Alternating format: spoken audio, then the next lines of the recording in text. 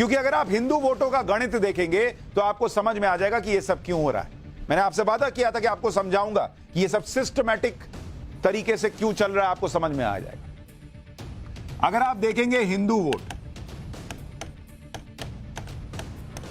जो कि बीजेपी को मिला, बीजेपी के लिए हिंदू वोट 2019 का आपको आंकड़ा बता रहा हूं। उत्तर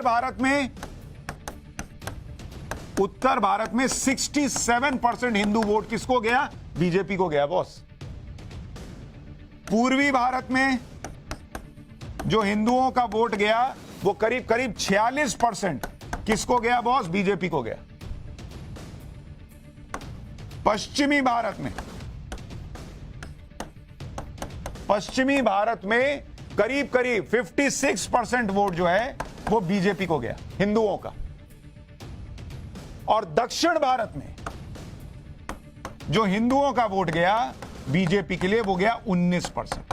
अब आपको समझ में आया कि क्यों दक्षिण भारत का एक नेता खड़े होकर इस तरह से बातें कर पा रहा है। और अगर आप यही आंकड़ा पूरे देश के लिए देखेंगे तो पूरे देश में 49% हिंदुओं ने किसके लिए वोट किया? हिंदू वोट गया किसको? बीजेपी। यह है इनकी समस्या की जड़ कि अगर हिंदू को नहीं तोड़ा, अगर हिंदू को अपर कास्ट और ओबीसी में नहीं तोड़ा, नहीं डिवाइड किया, उनके बीच फूट नहीं डाली, तो एक आदमी को रोकना मुश्किल हो जाएगा और उस आदमी का नाम है नरेंद्र मोदी। यह है सारा खेल। दरअसल सनातन को खत्म करो, यह स्ट्रैटेजी का पार्ट है, फूट डालने की स्ट्रैटेजी। हिंदू वोट में इनका फोकस ओबीसी वोट को तोड़ने का है, क्योंकि बड़ी संख्या में ओबीसी वोट 2014 से बड़े पैमाने में बीजेपी की तरफ शिफ्ट हुआ है, नरेंद्र मोदी की तरफ शिफ्ट हुआ है। और मैं आपको आंकड़े दिखाता हूं, आपको सबूत के साथ बताता हूं कि क्यों इन लोगों में आग लगी हुई है, कि कैसे हिंदू को तोड़ दिया जाए। अगर आप देखेंगे ओबीसी वोट का गणित, किस तरह से ओबीसी वोट पड़ता रहा है देश में 2004 के बाद से, आप देखते जाइए। मैं आपको दिखाता हूं कांग्रेस, बीजेपी और जो क्षेत्रीय दल, इन तीनों का हाल देखते जाइए। आपको ईयर वाइज बताता हूं। 2004 में देखिए, 2004 में कांग्रेस को जो ओबीसी वोट मिला था वो मिला था करीब 24% ओबीसी वोट, बीजेपी को मिला 23% और क्षेत्रीय दलों को गया था करीब 43% ओबीसी वोट। ये 2004 का हाल। फिर आया 2009 का साल। 2009 में कांग्रेस को 24% ही ओबीसी वोट मिला, बीजेपी का वोट शेयर 1% गिरा, 22% पे रहा, और जो क्षेत्रीय दल है उनका भी गिरा, उनको 42% मिला, 1% गिर गया। अब देखिए नरेंद्र मोदी जब चुनाव में उतरे तो क्या तस्वीर बदली, जरा इसको देखिए, यहां से आपको समझ में आ जाएगा कि क्या तस्वीर रही है।